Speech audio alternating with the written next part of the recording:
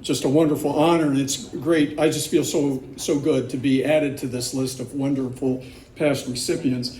But this means a lot to me personally because I knew Bob McKay. And given the fact that I met him during my very first year of teaching at the University of Kansas, and that I'm now at the end of my career, I may be, if not the last, certainly one of the last recipients of this award that actually knew Bob. So because I looked up, when he was there as a visiting professor at the University of Kansas, I asked him to go to dinner with just me one night, where I picked his brain about what does it mean to be a law professor and how do you excel at this. I really looked up to him, and to have this award with his name on it means a lot to me personally. I'd like to spend my remaining 4.5 minutes thanking people that have been important to me. And I'm going to start with Lisa. With the lights, I can't see where Lisa is, but she's been with me all the way on this journey.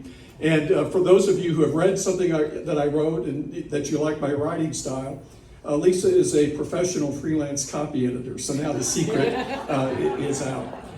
There's a few other people I want to thank. Mal Wheeler is an attorney in Colorado. Some of you may know Mal. But when I was a first-year teacher at Kansas, he was a young associate professor.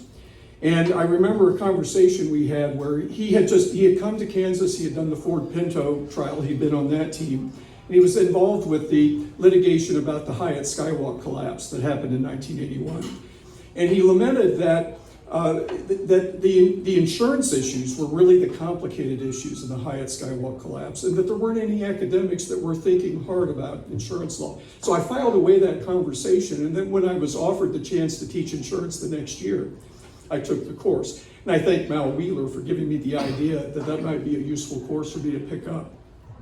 And then the late Peter Maxfield, the former dean at the University of Wyoming, was at Kansas as a visiting professor. We were talking about what I was up to. And he said, well, you want to write a book about insurance law? And I thought, well, that's a pretty interesting idea. And he said, well, I'm a Matthew Bender author. Well, why don't, I'm not going to go to this dinner. Why don't you and Lisa go in at the place of Karen and me? And I said, okay, we'll do that. Now, that's not the way it works. He didn't say that he was going. He didn't tell them that I would be there. And we showed up at this dinner that had the place settings all set up.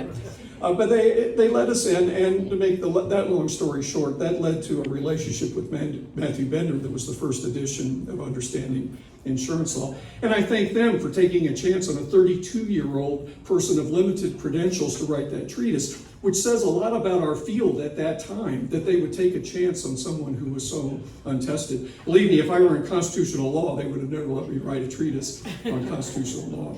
So I thank them for that. And then when I got into the book, we all stand on the shoulders of so many people that worked so hard in this field before us. And I'd just like to name 5 of the senior scholars that I think we should all remember. Edwin Patterson, who taught at Columbia from 1920 to 1960, and wrote, he was a principal in the codification of New York's insurance code in 1939. And then he wrote a treatise, Essentials of Insurance Law, in 1935, that went to a second edition in 57. That was a path-breaking treatise that told us so much about the field of insurance law.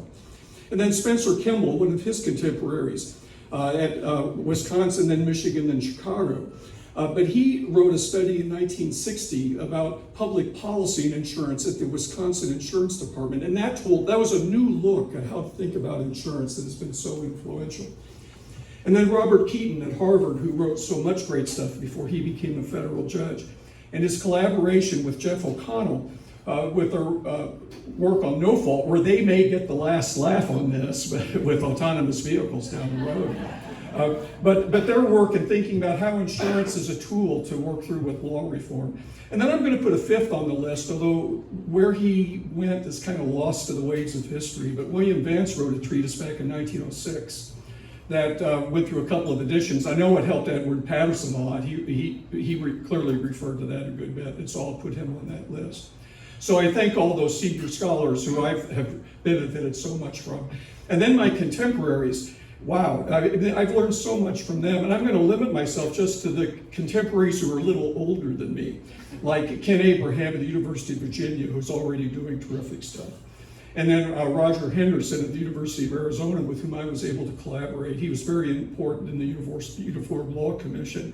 And then Alan Whitus, who left us too soon, but really did a lot for our field. And then I look at my contemporaries a little younger than me, and believe me, that's a change in the field. There are so many of them. I see Jeff Thomas. I'm not going to start naming them because I'll leave people off, but Jeff is in that group of the younger than me contemporaries who have been so great in this field.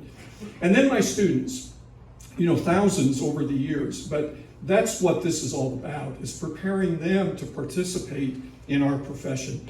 And there is one student, and you already know from Thea, who for me stands above them all, but Doug was one of my first insurance law students, and he's had a fabulous career in this field, and now he is my teacher.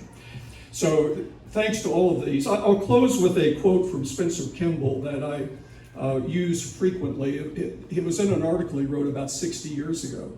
But he said, insurance is a small world, I'm paraphrasing a bit, insurance is a small world that reflects the values of the larger world around us. And I use that quote in insurance law on the first day of class to help frame the subject we're going to study.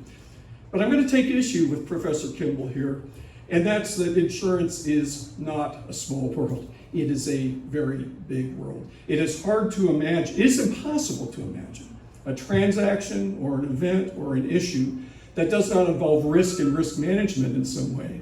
And it's almost impossible to imagine any issue that, or transaction or deal that doesn't involve insurance in some way.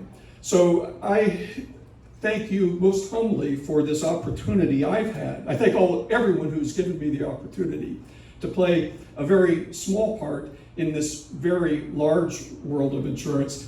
And I thank you for this award, which really creates a bookend for my career. My first year when I was able to meet Bob McKay, and now I can put him on my office wall and I'll have it there the rest of my life. Wow. So thank you very much.